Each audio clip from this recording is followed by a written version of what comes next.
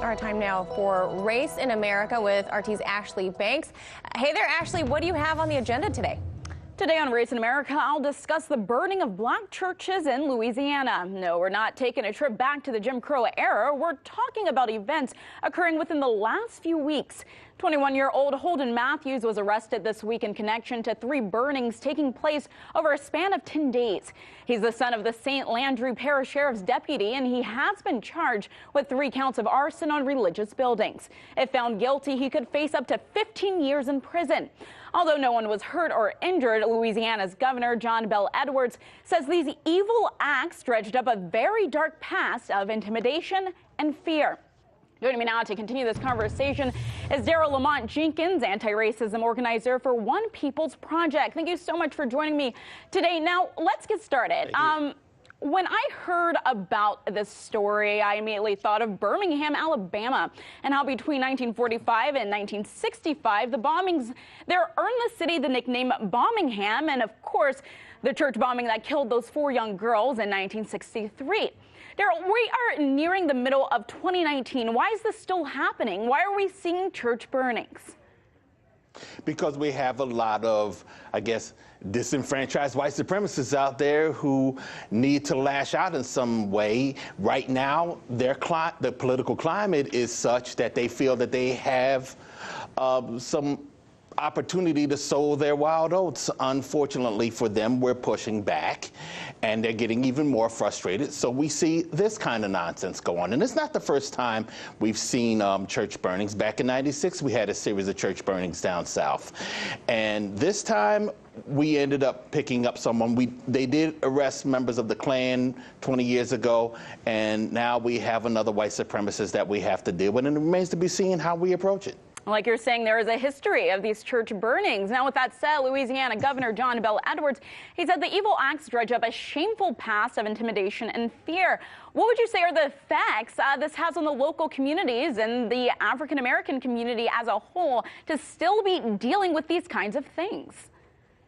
Well, we know we are dealing with these kinds of things, and we have just been pressing upon the rest of society, the rest of this country, to see what we see and be proactive against it. If we continue on the way we do, it's not just going to hurt us, it's going to hurt society as a whole. So everyone is just going to have to get together and combat this before it gets worse. Now, the NAACP is calling the church burnings domestic terrorism against people of color.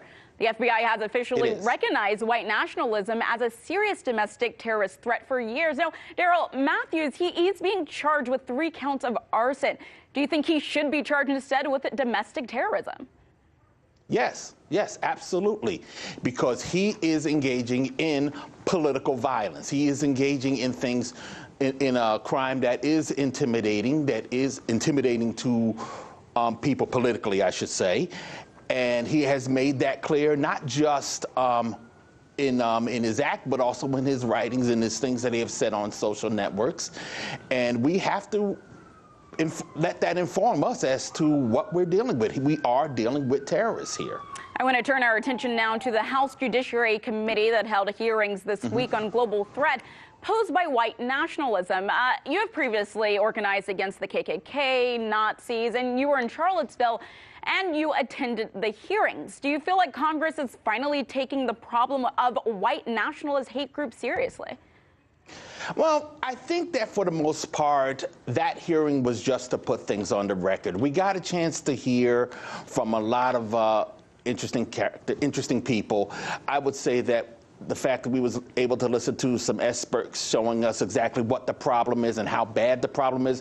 We were able to listen to victims of these hate crimes or the families of the hate crimes. I should point out that Lucy McBath, the mother of Jordan Davis, is now a congressperson, and she was in that room, and she was contributing to the conversation. And we had representatives of Facebook and Google to talk about how they can be a part of the problem, a part of the solution, as opposed to being part of the problem. Right now, when you talk about social networks, they're the ones that hold all the cards. It is through them that a lot of the hate mongering that we see in this day and age goes. And they have to be a lot more proactive in dealing with it, because they are the ones that are going to make things worse if they don't. Speaking of solution and putting social media to the side, are there any other solutions to cracking down these types of attacks? Is it harsher penalties? Is it education? Does it require a cultural shift? What do you see as the solution? We have about 30 seconds left. I think we already are seeing the cultural shift in who we are electing. We see the demographics shifting in that direction. I think it is, to that end, it's going to be important for the general public, the communities around this country, to be more proactive against this kind of element, and it is going to be that informs our elected officials and possibly our law enforcement to respond, and hopefully they will respond in the right way in the future. We're going to leave it right there. Thank you so much, Daryle. And that's it for Race in America. I'm Ashlee Banks. Be sure to follow me on Twitter at Ashlee M. Banks. Back to you. Hey YouTube, thanks for checking out our channel. We hope you enjoyed the video. We have tons of content for you just like this. For more of RT America's one-of-a-kind news and analysis, be sure to subscribe and never stop questioning more.